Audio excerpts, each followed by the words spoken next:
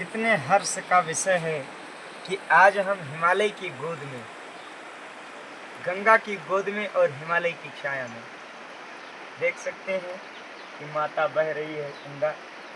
और अभी हम मंडल में हैं।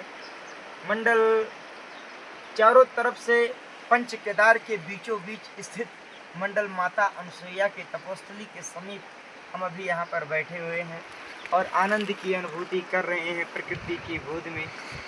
सामान्य स्थान पर नीचे कोलाहल पूर्ण स्थान में ध्यान साधना करने में बाधा उत्पन्न होती है।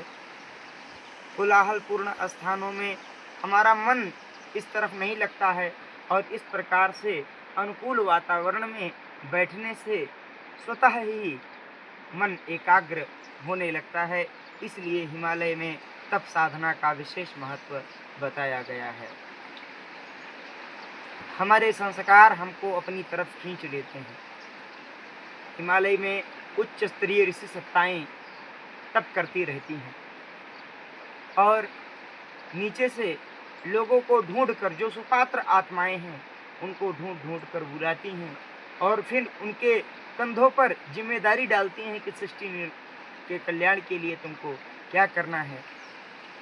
और इस प्रकार से ऋषियों की पार्लियामेंट हिमालय में बैठती है तो बहुत ही ज़्यादा आनंद की अनुभूति होती है। ऐसे स्थान पर आने के बाद में यहाँ पर बैठकर परम आनंद की अनुभूति होती है। और यहाँ पर स्थूल शरीरधारी और सूक्ष्म शरीरधारी दोनों प्रकार के साधक विद्यमान होते हैं।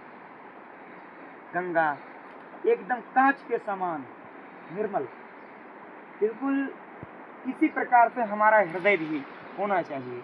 जब हम इसके समीप बैठते हैं तो स्वतः ही मन में वैराग्य की अनुभूति होती है कि इस कांच के समान जैसे पारदर्शी है, इसी प्रकार हमारा व्यक्तित्व पारदर्शी होना चाहिए। एक तरफ रुकती नहीं नदियाँ, बहती हुई चली जाती हैं। जो भी कंकड़ पत्थर आते हैं उनको उनके ऊपर से रौंदती हुई उनको चली जाती हैं। बहुत सारे चट्टान मार्ग अवरुद्ध करने का प्रयास करते हैं, लेकिन किसी भी चट्टान की ये हिम्मत नहीं कि वो नदी के प्रवाह को रोक सके।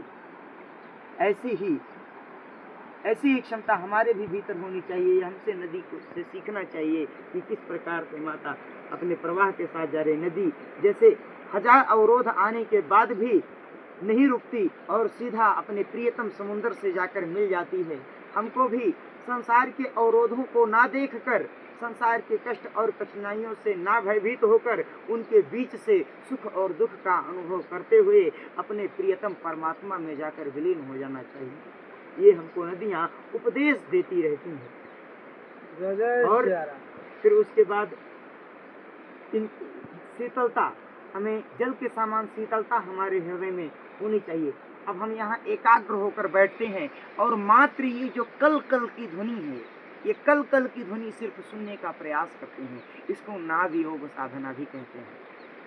और जब हम इस कल कल की ध्वनि की और कहीं कहीं पक्षियों की चहकने की आवाज़ आती है और दूर दूर तक ध्वनि नहीं होता, ना किसी गाड़ी मोटर की आवाज़, ना किसी आदमी की आवाज़, इस प्रकार से सिर्फ कलकल की ध्वनि को सुनते हुए आनंद की अनुभूति करना अपने आप में अविस्मरणीय है। और इससे आत्म परिष्कार करने की साधना संपन्न होती है कि ऐसा करने से हम अपने अंदर के एक तल से दूसरे तल पर प्रवेश करते हैं। एक तल से दूसरे तल पर, एक सीढ़ी से दूसरे सीढ़ी की तरफ बढ़ते हैं। कब ऐसा होता है? जब हमारा मन हमारे वश में होता है। मन को वश में करने का साधन है ये एक, कि हम इसके कल कल की ध्वनि को बड़े ध्यान से सुने। फिर धीरे धीरे एक ऐसी अवस्था आने लगती है कि सिर्फ ये कल कल की ध्वनि ही सुनाई देती है। यदि आप अपने घर में बैठे हो और आप भावना कीजिए कि कल कल की ध्वनि हो रही है, याद कीजिए काफ़ी दिन यहाँ पर अभ्यास करने के बाद, तो वो कल कल की ध्वनि वहाँ पर भी स्पष्ट सुनाई देगी। तो ये साधना है, करण साधना। ऐसा करने से विशेष प्रकार की ऊर्जा प्राप्त होती है और दूसरों के मन की बातें भी पता चल जाती हैं। लेकिन चमत्कारों से व्यक्ति मुक्त रहता है। तो बहुत ही ज़्यादा आनंद की अनुभूति हुई। यहाँ पर आकर आप लोग भी यहाँ पर जरूर पदार्पण करें। मंडल में बहुत ही सुंदर स्थान है और हिमालय की गोद अपने आप में अविस्मरणीय है। और जहाँ हम हैं ये हिमालय का हृदय है। हृदय, इसको देवात्मा हिमालय बोलते हैं।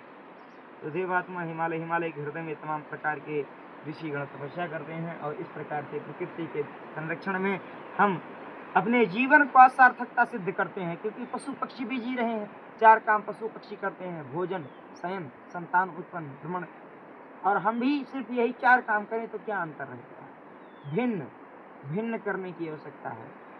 ये शरीर बड़ा मुश्किल से प्राप्त होता है, 84 लाख योनियों के बाद ये मानव तन मिला है, तो यही एकमात्र साधन है कि हम जीवन मुक्त अवस्था को प्राप्त कर सकें। जीवन मुक्त अवस्था तब जब हम अब संसार के मोह माया से मुक्त होकर और अपने आप में लीन हो जाए। मोह माया से मुक्त होने का अभिप्राय हमारा ये नहीं है कि कोई अपना घर छोड़ दे, अपने बीवी बच्चे छोड़ दे। मोह माया से मुक्त होने का संबंध भीतरी है। हमें भीतरी मोह माया से मुक्त हो जाना चाहिए, जिसको भगवान ने गीता में कहा है निष्काम कर्म। निष्काम कर्म करने के लिए जंगल में जाकर तपस्या करने की जरूरत नहीं, घर पे भी तपस्या की जा सकती है, लेकिन जंगल में और पहाड़ पर जाने के तपस्या करने का कारण ये है कि वहाँ एकाग्रता होती है और मन स्थिर हो जाता है और हमको विशेष प्रकार की अनुभूति वहाँ पर होती है। और जब हम ऐसे वातावरण में रहते हैं तो मोह माया हमारे भीतर से अपने आप ही कम होने लगती है, सांसारिकता दूर होने लगती है। जब हम प्रपंच के बीचों में रहते हैं, छल कपट काम क्रोध ईर्ष्या द्वेष अहंकार के बीच में रहते हैं, ऐसे वातावरण में रहते हैं, चारों तरफ प्रदूषण के में रहते हैं, तो हमारा मन जो है वो मलिन हो जाता है, हमारा हृदय मलिन हो जाता है। और फिर ऐसे दिव्य वातावरण में आकर निवास करने से और यहाँ साधना आराधना करने से हृदय निर्मल होता है, दर्पण की तरह बनता है और हमारे जीवन का कायाकल्प होता है और जीवन मुक्त अवस्था की प्राप्ति होती है और हमें मोक्ष की प्राप्ति होती है। यही जीवन का सबसे बड़ा सुख है, यही जीवन का सार है कि हम जीते जी जीवन मुक्त अवस्था का अनुभव कर सकें। और जो जीवन मुक्त अवस्था का अनुभव जीते जी कर ले जाता है उसको फिर 84 लाख योनियों में भ्रमण करने से मुक्ति मिल जाती है। तो जय श्री राम, हर हर महादेव, वंदे मातरम, सभी का कल्याण हो। जय मां गंगा।